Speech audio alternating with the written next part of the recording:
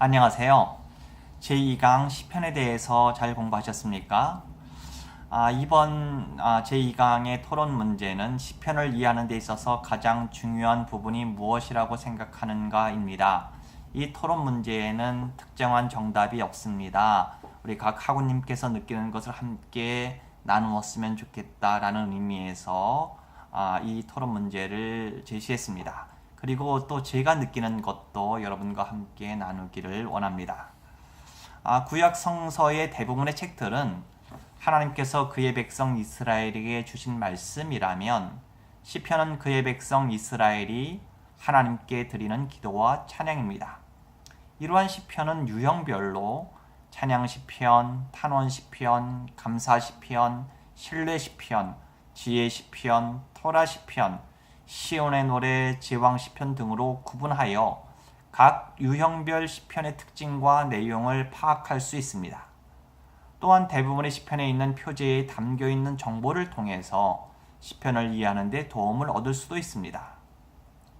시편을 통해 시편의 기자 또는 이스라엘 백성이 하나님을 어떻게 이해하고 있는지에 대해서도 배울 수 있습니다.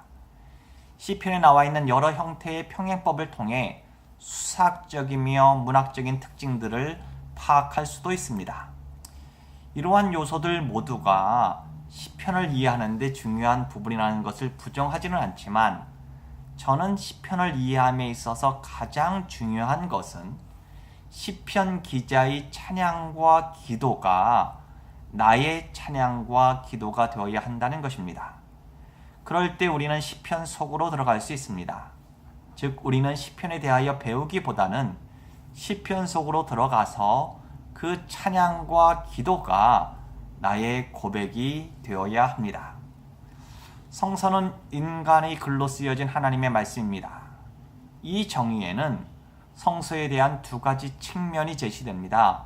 첫째는 성서가 인간의 글로 쓰여졌다는 것이고 둘째는 성서가 하나님의 말씀이라는 것입니다. 성서는 인간이 역사 가운데 사용했던 언어를 통해 표현되고 있습니다. 여러분도 아시다시피 구약은 대부분 히브리어로 쓰여졌고 신약은 대부분 헬라어로 쓰여졌습니다. 인간이 쓴 글이기에 우리는 그 글을 쓴 사람이나 역사적 배경, 글의 특징 등을 고려하면서 읽어야 합니다. 그래야 성서를 보다 잘 읽을 수 있습니다. 즉 저자가 누구인지 그리고 그 저자가 어떤 역사적인 상황과 삶의 정황에서 그 말씀을 선포하고 썼는지 알 필요가 있습니다. 그래야 저자가 말하려고 하는 것을 보다 분명히 이해할 수 있죠. 또한 그 글에는 어떤 문학적이며 수학적 특징이 있는지를 살펴보아야 합니다.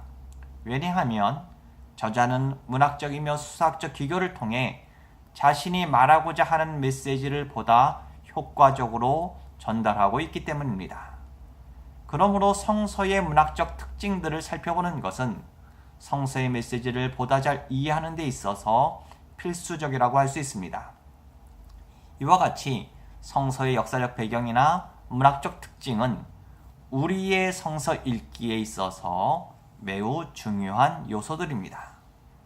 성서는 인간의 글로 표현되기는 했지만 신적인 권위가 있는 하나님의 말씀입니다. 하나님께서 우리들에게 우리가 어떻게 살아야 할지를 말씀을 통해서 가르쳐 주시고 계십니다.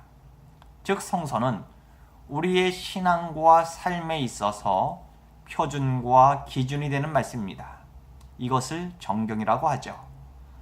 성서가 우리의 신앙과 삶에 있어서 표준과 기준이 되는 정경이기에 우리는 그 말씀을 하나님께서 우리 각자에게 주시는 가르침으로 받아들입니다. 즉 성서는 그것을 읽는 독자의 신앙이나 삶과 관계없는 연구의 대상이 아니라 성서는 독자의 신앙과 삶에 영향을 주는 살아있는 말씀입니다. 하나님께서는 이 말씀을 통해 우리와 인격적인 관계를 맺고 계시죠.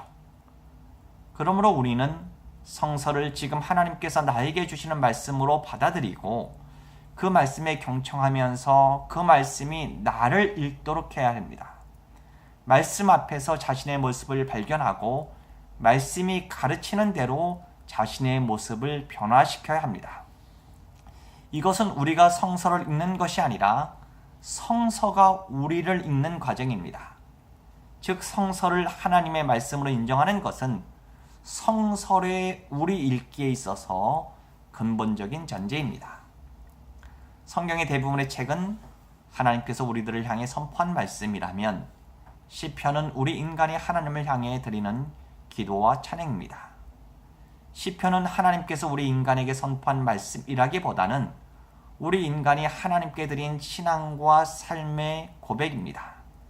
만약 이스라엘이 하나님께 고백했던 기도와 찬양인 시편이 우리와 전혀 관계없는 것이라면 그것은 단순히 고대 이스라엘 백성들의 기도와 찬양에 불과할 것입니다. 그러면 시편은 우리와 관계없는 글이 되죠.